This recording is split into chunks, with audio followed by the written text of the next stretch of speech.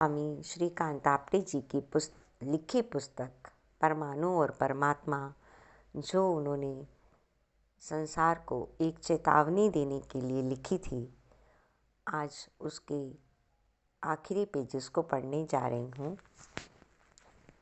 कई लोग बहुत दुखी होकर शिकायतें करते हैं।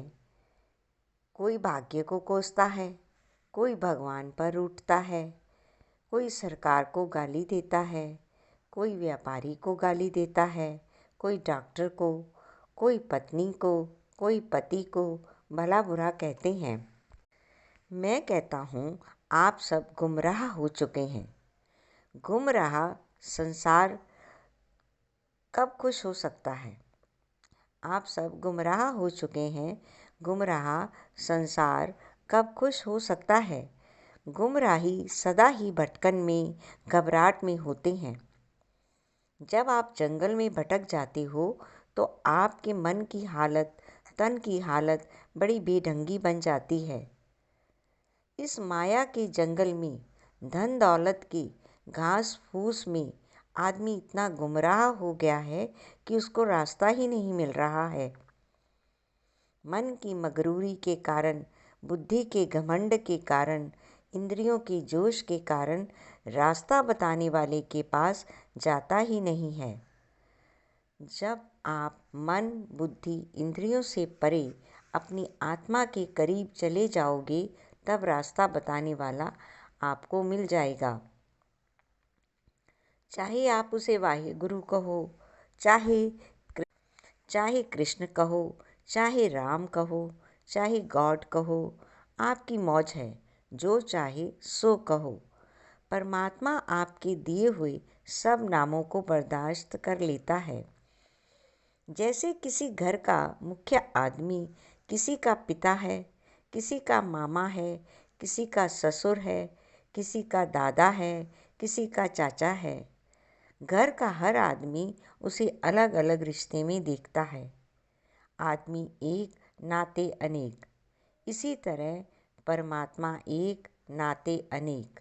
किसी भी नाते से आप उसके साथ जुड़ सकते हो। संसार के सारे शब्द आए कहाँ से? आपकी जुबान से। आपने अपने आप को हिंदू कहा, मुस्लिम कहा, ईसाई कहा, सिख कहा। क्या इन शब्दों को कहने वाली जीभें अनेक हैं? शब्द अनेक हैं, लेकिन जीभ एक है। इसी तरह नाम अनेक हैं, लेकिन परमात्मा एक है। बादल अनेक हैं, लेकिन आसमान एक है। अगर आपकी जीभ कट जाए तो कौन सा नाम लोगे?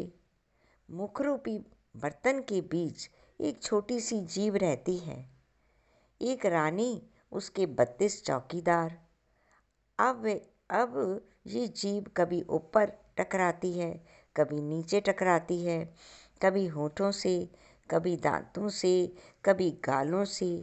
ये छोटा सा चमड़े का टुकड़ा व्याख्यान देता है, गाने गाता है, नाद पैदा करता है, शब्द पैदा करता है, लेकिन इनका मालिक परमात्मा है। जिसको ये समझ में आता है, वे शांत होकर ईश्वर के आशीर्वाद लेने के लिए बैठ जाता है। काया एक परिवार है, एक कुनबा है। आँख घर की सदस्य है, कान मेंबर हैं, हाथ पैर सब इस परिवार के ही सदस्य हैं। मन रूपी दादा, बुद्धि रूपी दादी और इंद्रियां रूपी बाल बच्चे। जब आत्मा की शरण में जाते हैं, तब ईश्वर का आशीर्वाद प्राप्त होता है और आत्मा के अंदर से अमृत झरना फूट निकलता है। इसको अमृत सिद्धि योग कहते हैं। आत्मा के अंदर से अमृत झरना फूट निकलता है, इसको अमृत सिद्धि योग कहते हैं। लेखक स्वामी श्रीकांत आपटे जी। आज ये पुस्तक यहीं समाप्त होती है। हम स्वामी जी का बहुत बहुत धन्यवाद करते हैं, जो उन्होंने इस पुस्तक के माध्यम से संसार को चेतावनी भी दी और हम